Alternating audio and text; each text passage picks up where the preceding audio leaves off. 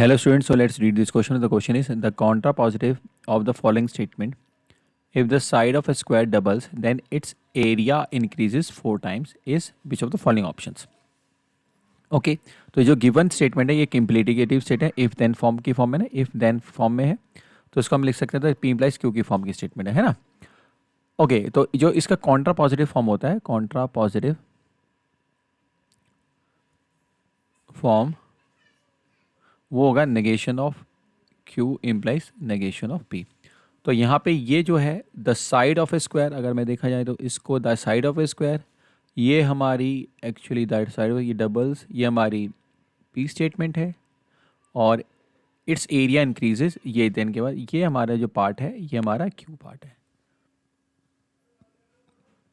Okay so इस case में अगर देखा जाए तो हमारा नेगेशन ऑफ Q इम्प्लाइज मतलब इफ नेगेशन ऑफ दिस, तो इसमें if the area of a square does not increase है ना, इट्स एरिया इंक्रीजेज 4 टाइम्स, तो इट्स क्या यहाँ पे स्क्वायर है, तो अगर मैं इसका नेगेशन करूंगा तो इसमें आ जाएगा area of square does not increase.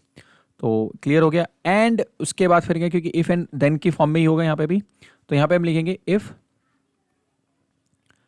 Area of a square, ये कॉन्ट्रा पॉजिटिव स्टेटमेंट वाले, if area of a square does not increase 4 times, then अब हम क्या करेंगे, ये तो नेगेशन ऑफ क्यू लिख दिया मैंने यहाँ पे, एंड इसके बाद क्या होगा then negation of P, negation of P the side of a square doubles, इसका नेगेशन करेंगे तो हमारे देन के बाद its side is not doubled, is not doubled. तो इस बेसिस पे देखा जाए तो ये हमारा करेक्ट आंसर हो जाएगा.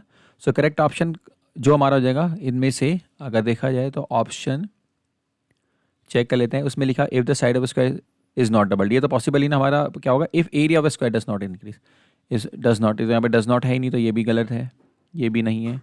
If the area of square does not, ये भी नहीं है. If the area of square does not increase 4 times then its side is not doubled. तो यहाँ पे ये देखिए नॉट, डज नॉट, नॉट दोनों का नेगेशन कर दिया और पहले हमारा नेगेशन ऑफ क्यू हुआ है and then negation of p हुआ है, तो इफ एंड देन की फॉर्म में है और नेगेशंस भी हुए हैं, तो इसलिए fourth option is the correct option. बच्चों I hope you understood it well. Best of luck.